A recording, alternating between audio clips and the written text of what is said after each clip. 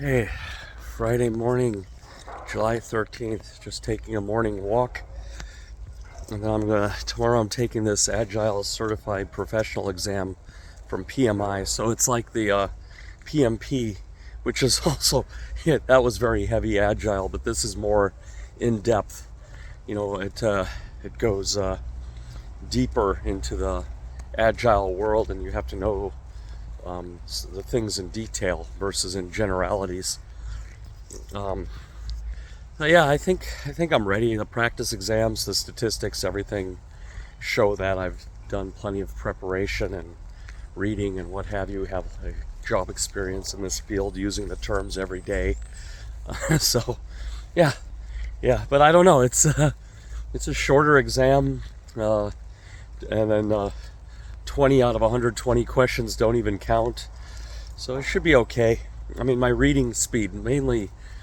Like I said, these exams are a test of reading comprehension, that you can grasp what the question is asking. And now I understand this exam, the questions are more picky, and all the answers look the same. So you really have to look for that key word, and the devil is in the details. Like with the answers, one word can change the whole meaning.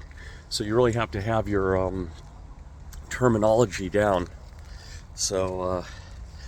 Yeah, now I want to go back to what we were talking about in Norway. Why I moved to, why I prefer, I should say, to live in Ukraine over Norway or America. So, America, like I said, we discussed that. But yeah, Norway, I kind of went off on a sidetrack yesterday. I was just talking about how if you have an adventurous personality and you kind of a little bit the rules are a little bit hard to follow, then Ukraine might be for you. Like, way I describe Norway to people, it's like everything is perfect. It's like a hospital. Everything works, everything is clean, everything is safe. You get a response, you press the button, something happens, someone comes, they ask you what you need. You're always going to be okay. Everything is clearly defined. It's, hang on, hope it's not a tick now. Yeah, that's one of the dangers of walking in the woods is Lyme disease or something. But yeah, so yeah, it was good for me when I moved there 10 years ago. I was in America. I was in a high stress job. Didn't even hardly had weekends free, and then when I did, you're just burned out. You're just resting. So in Norway, there's plenty of rules and regulations to keep your boss off your back, as one would say. But we are all subject to Maslow's hierarchy of needs. So once we feel secure and once we have, that level of comfort, then you start wanting to do things like, be an entrepreneur, just have a little bit more randomness, a little bit more variation in your life. I mean, Norway life is quite predictable. Even the weather is predictable, and there's a countermeasure for it. But yeah, that's not for everybody. I mean, I found for myself, I so used to when I was young traveling to India and traveling with my parents and being in the Navy, moving around and having a lot of stuff to deal with.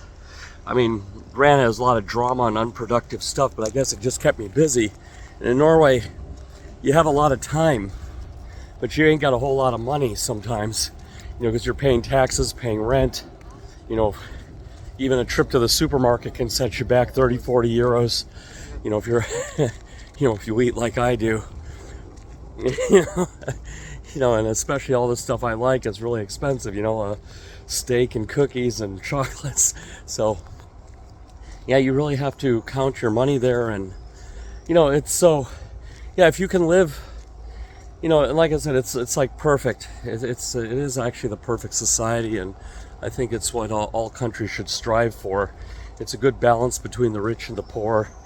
I mean, they do have rich people there. You can get rich in Norway, but you'll be paying your taxes and supporting the safety net. You're not going to get away with like Warren Buffett does, like getting loopholes and get away with stuff. Although it's getting, I mean, they had a right-wing party there that relaxed some of that, but I'm hoping that this Arbeits party or whatever, a left-leaning coalition. In the American view, I think there in Norway, left means like the American right wing. Everything is like backwards over there. But the party that supports the traditional Norwegian values and system, the welfare state, I think they're coming back. They're getting their traction back. To have that narrow that divide. So yeah, that's why I moved to Ukraine, because like I said, not everything is neat and clean. There's a bit of chaos here, a bit of, I guess that keeps me on my toes. I almost found myself like a little bit depressed in Norway, because like there wasn't really, maybe I needed, I was doing all the sports, going skiing and going hiking in the woods, going to all these groups and everything, and I don't know, I guess it's too organized.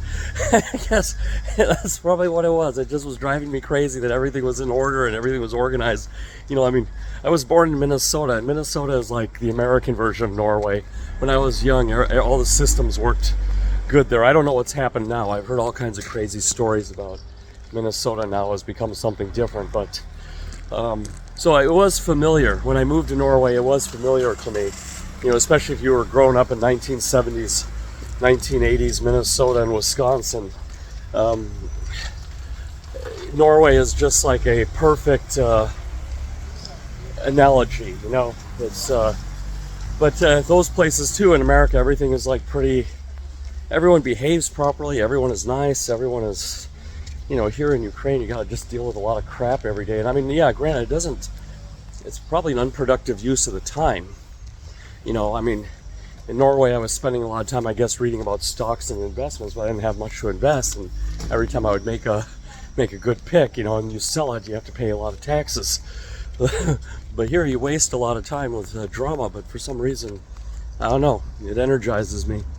It's like this job I have with the American company now. I get to be myself. I get to shout and scream and ask really hard questions. And in Norway, when you work in an office, you got to be really gentle, and they're all into this feng shui and all this gentleness, and they can afford it. There's nothing wrong with that. It's just I wasn't used to it, and it was really hard, and for me, things do get done there, but when you work there, you don't feel like it. You don't feel like things are getting done. Everything, stops. There's a vacation, there's a holiday, there's this, there's that, someone's out sick. But I suppose things are getting done. But, in America, you definitely know things are getting done, and people's hearts are in their jobs. And in Norway, a job is like just something that people do. But in America, it's like their passion and their identity. And that's got its pluses and minuses, like I said. Go back to the beginning when I was living there. I didn't like it. It was wearing me out. But at the same time, I felt like I was achieving something. I suppose when I was in America, I felt a great sense of accomplishment on the job, great camaraderie with my colleagues. Now in Norway, your colleagues are usually not your friends outside work. You have your friends like from your sports club, or your friends from whatever. Like I made a lot of friends in Norwegian class with other foreigners, or at going out to these internation parties. But I didn't used to hang out with my work colleagues on the weekend. Except for one I recruited from my old company and brought back with me. When I went to Norway, I poached a bunch of my former colleagues, and I tried, and one of them actually came over. One of them followed through. But in general in Norway, it's like, yeah, there's all these like silos you have to maintain. Like, okay, your work and your hobby and your neighbors, and it is a bit. Like I tell people, if you're going to move to Norway, do some military service first. Go join the Navy or join the Army or something. And, because you're going to have to get used to structure and get used to minimalist living. Probably the Marines would be the best training for living in Norway, because you get to live minimalistically and you got to be fit. That is part of the culture there, and that helps you fit in. At the gym, people are pretty friendly and stuff. That's where everyone's guard is down, especially if you go at 6 in the morning. If you go 6 o'clock in the morning in the gym, you'll make friends for life. I promise you that. Yeah, so why in Ukraine, it's like, I don't know.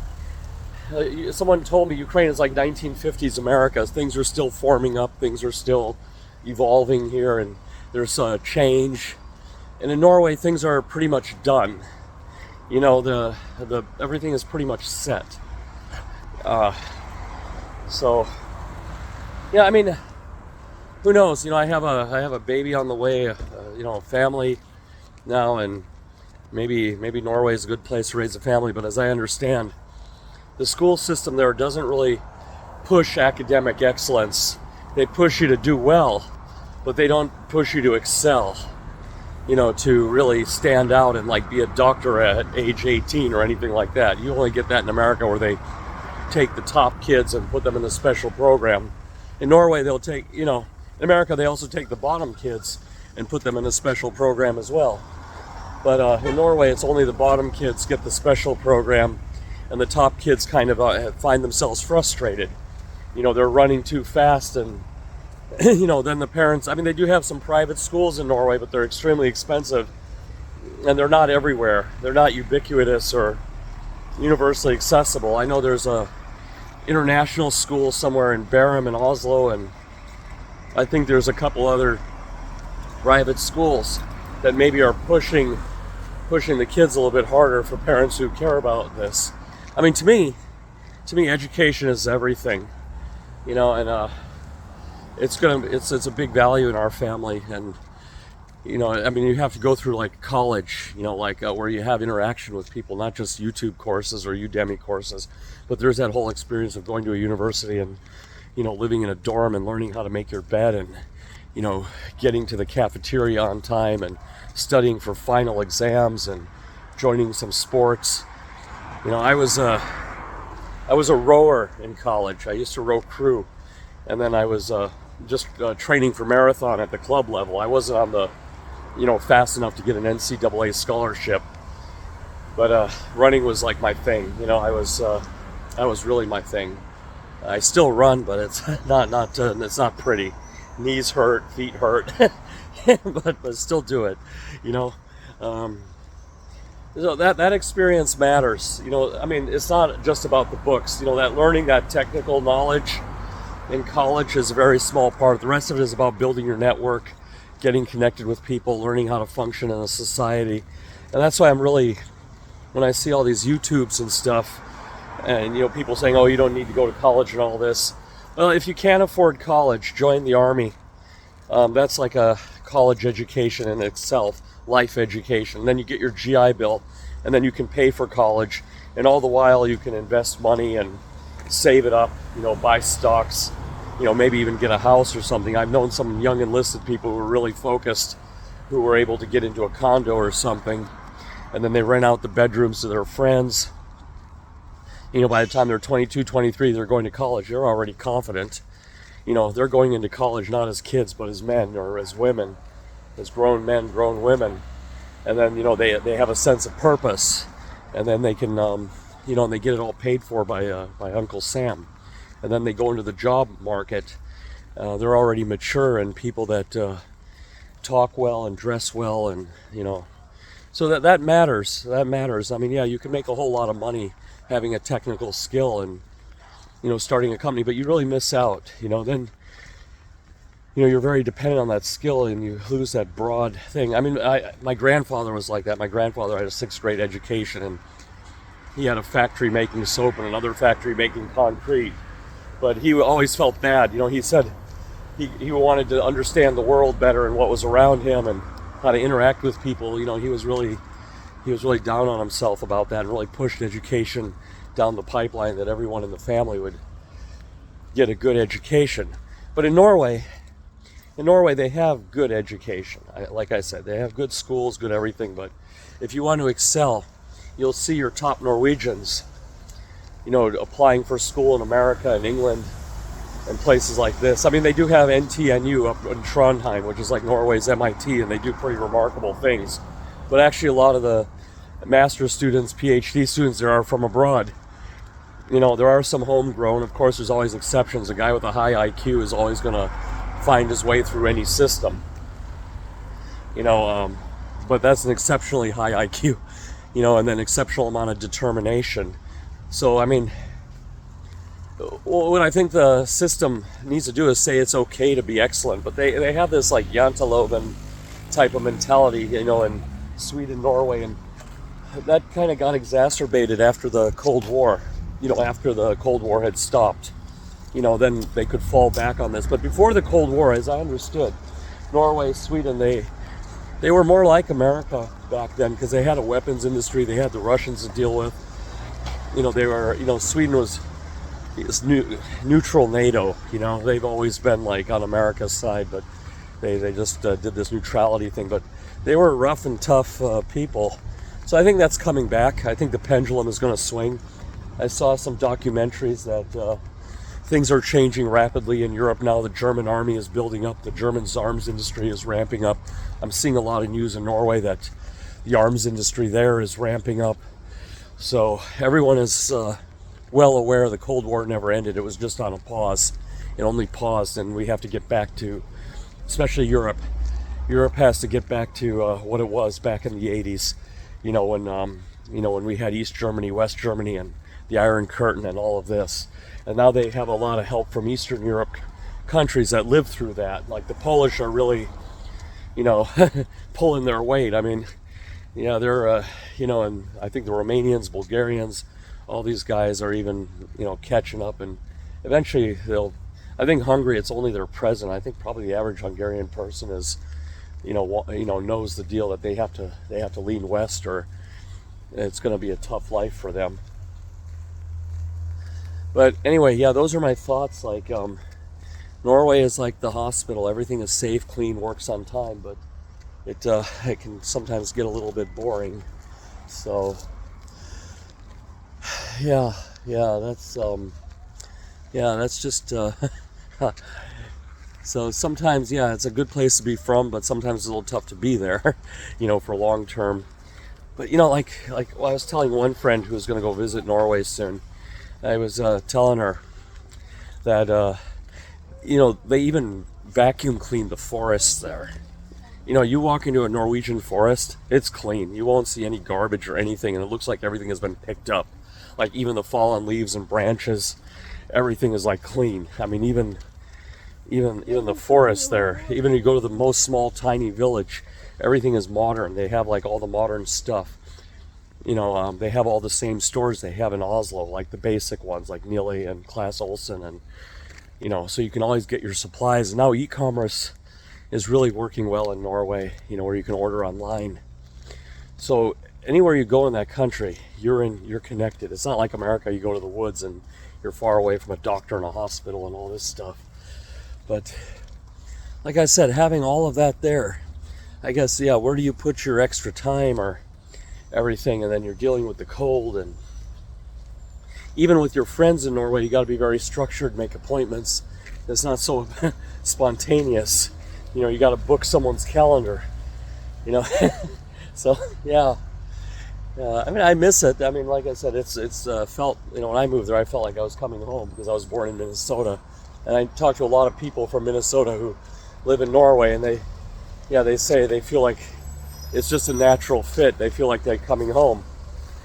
But there's some of us that just have a wild hair up our ass, just to want to have an adventure all life and live through change, live through a rapidly changing society. So, I think that's how I end up here in Ukraine. It's there's just so much stuff here, so much stimulus. All the five senses are always being pinged. There's not this boredom. In Scandinavia, a lot of people say it's boring. It is, because everything works. It's pleasantly boring. There's no drama. Nothing is broken. There's no problem filing your taxes or doing any of this. You write the government an email, they write you back. They even call you up and offer to help you out. Or like in any other country, you'd have to hire a lawyer or a tax accountant and pay him $300. So it's it's remarkable that way. And it's, I guess, when people say it's boring because just nothing is broken. Usually the reason why we're not bored in Ukraine is because so much stuff here is broken and occupies our time. And you just lose half your day just like going to the bank like 6 times to sign some papers, you know, and then they, you know, they're still doing stuff by papers here. Electronic signatures are just starting to come here, but or like in America with the checkbooks and all this. And I guess that, yeah, then you don't have time to be bored. But in Norway or Sweden, you have this luxury of being able to be bored, or Finland too, or Denmark for that matter. I always just say Norway and Sweden because those are the 2 countries I've lived in before. You know, I've been to Finland a lot, Denmark a few times, but I actually have a residence in those 2 countries. And I can just say from experience, you have time to be bored. You know, so yeah. But anyway, that's all I got for today. See you all next time.